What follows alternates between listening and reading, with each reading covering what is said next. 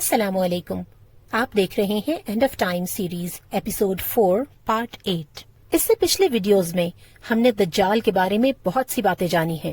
اب ہم آتے ہیں اس ویڈیو کے سب سے اہم حصے کی طرف، یعنی اس فتنے سے بچنے کے لیے ہم اس وقت کیا کریں۔ سب سے پہلی چیز ہے دعا۔ حضرت عائشہ رضی اللہ فرماتی ہیں کہ رسول اللہ صلی اللہ علیہ وسلم نماز میں درود شریف کے بعد یہ دعا مانگا کرتے تھے: اللہم انی اعوذ بک من عذاب القبر واعوذ بک من فتنة المسیح الدجال واعوذ بک من فتنة المحیا والممات اللہم انی اعوذ بک من المأثم والمغرم۔ اے اللہ، میں تیری پناہ مانگتا ہوں عذاب قبر سے، مسیح دجال کے فتنے سے، زندگی اور موت کے فتنوں سے، گناہ اور قرض سے۔ یہ بخاری اور مسلم کی روایت ہے۔ یہ مسنون دعا ہے جو ہمیں نبی اکرم صلی اللہ علیہ وسلم نے خاص طور پر دجال سے بچنے کے لیے سکھائی ہے۔ یہ دعا ہمیں یاد ہونی چاہیے اور اسے نمازوں میں لازم پڑھنا چاہیے۔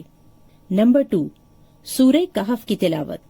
نبی اکرم صلی اللہ علیہ وسلم نے فرمایا، جس نے سورہ کہف کی پہلی 10 آیات یاد کر لی وہ فتنہ دجال سے بچا لیا گیا۔ یہ ابو داؤد کی روایت ہے۔ سورہ کہف کی تلاوت دجال کے فتنے میں مبتلا ہونے سے بچا لیتی ہے۔ اس میں کچھ ایسی تاثیر اور برکت ہے کہ اس سورت کی تلاوت کرنے والا اللہ کی طرف سے خصوصی حصار میں ہوگا اور یہ دجالی فتنہ اس کے دل اور دماغ کو متاثر نہ کر سکے گا۔ احادیث میں یہ بھی بتایا گیا ہے کہ جو شخص جمعے کے دن سورہ کہف پڑھتا ہے وہ اگلے جمعے تک نور اور روشنی میں رہتا ہے۔ جس گھر میں سورہ کہف پڑھی جاتی ہے وہاں شیطان داخل نہیں ہو سکتا۔ لیکن اس کے ساتھ ساتھ ہمیں سورہ کہف کو مکمل طور پر غور و فکر کے ساتھ سمجھنے کی ضرورت بھی ہے تاکہ ہم اس اصل میسج تک پہنچ سکیں جو اللہ سبحانہ و تعالی سورہ کہف کے ذریعے ہمیں دینا چاہتے ہیں۔ سورہ کہف کی تفسیر پڑھ کر ہمیں یہ جاننا چاہیے کہ اس میں آخر ایسی کیا بات ہے کہ یہ دجال کے فتنے سے بچنے کے لیے مددگار ثابت ہوگی۔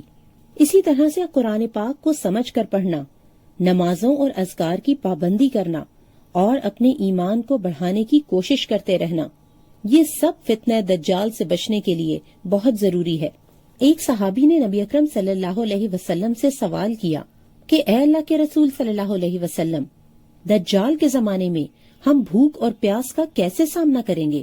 آپ صلی اللہ علیہ وسلم نے فرمایا کہ تسبیح یعنی سبحان اللہ کہنا، تحمید یعنی الحمدللہ کہنا، تکبیر یعنی اللہ اکبر کہنا، کھانے پینے کی جگہ ان کے اندر سرایت کر جائے گی۔ یعنی ان اذکار سے ایک مومن بندے کو اتنی قوت ملے گی کہ وہ بھوک اور پیاس کا سامنا کر سکے گا۔ لیکن یہ اذکار وہی کرے گا کہ جو ان کو پڑھنے کی عادت ڈالے گا۔ اور چوتھی ٹپ وہی ہے کہ جتنا ہمارا لیونگ سٹائل سادہ ہوگا اتنا ہی دجالی فتنوں سے بچ سکیں گے۔ ان تمام پروڈکٹس اور ان تمام چیزوں کے استعمال سے ہمیں بچنا ہے جنہیں یہودی کمپنیاں اون کرتی ہیں۔ اب سوال یہ ہے کہ اگر ہم دجال کا زمانہ پائیں تو کیا کریں؟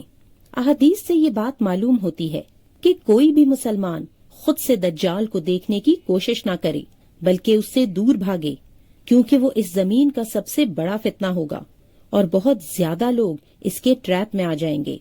نبی اکرم صلی اللہ علیہ وسلم نے فتنوں کے دور کے بارے میں یہ بھی فرمایا کہ عنقریب مسلمان کا سب سے بہترین مال بکریاں ہوں گی جنہیں لے کر وہ پہاڑوں کی چوٹیوں اور بارش کے مقامات یعنی سرسبز جگہوں کی طرف چلا جائے گا تاکہ اپنے دین کو فتنوں سے محفوظ کر سکے۔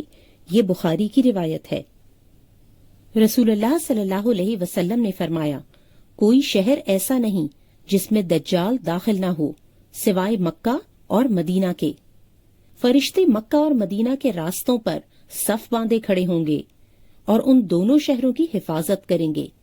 دجال مدینہ منورہ کی سنگلاخ زمین تک پہنچے گا تو 3 بار زلزلہ آئے گا اور مدینہ منورہ میں موجود تمام کافر اور منافق ڈر کر دجال کے پاس چلے جائیں گے۔ اسے مسلم نے روایت کیا ہے۔ نبی اکرم صلی اللہ علیہ وسلم نے فرمایا، مدینہ کے لوگ مسیح دجال سے مروب نہیں ہوں گے۔ اس وقت مدینہ کے 7 دروازے ہوں گے اور ہر دروازے پر 2 فرشتے پہرا دے رہے ہوں گے۔ آپ صلی اللہ علیہ وسلم نے فرمایا، کانا دجال مشرق کی طرف سے آئے گا، اس کا مقصد مدینہ منورہ آنے کا ہوگا۔ وہ احد پہاڑ کے پیچھے تک آئے گا، پھر فرشتے اس کا رخ شام کی طرف پھیر دیں گے اور وہ وہیں ہلاک ہوگا۔ یہ مسلم کی روایت ہے۔ تو یہ تھی ہماری آج کی ایپیسوڈ۔ نیکسٹ ایپیسوڈ میں ہم یہ دیکھیں گے کہ دجال کیسے قتل ہوگا۔ انشاءاللہ جلد ملیں گے۔ السلام علیکم ورحمۃ اللہ وبرکاتہ۔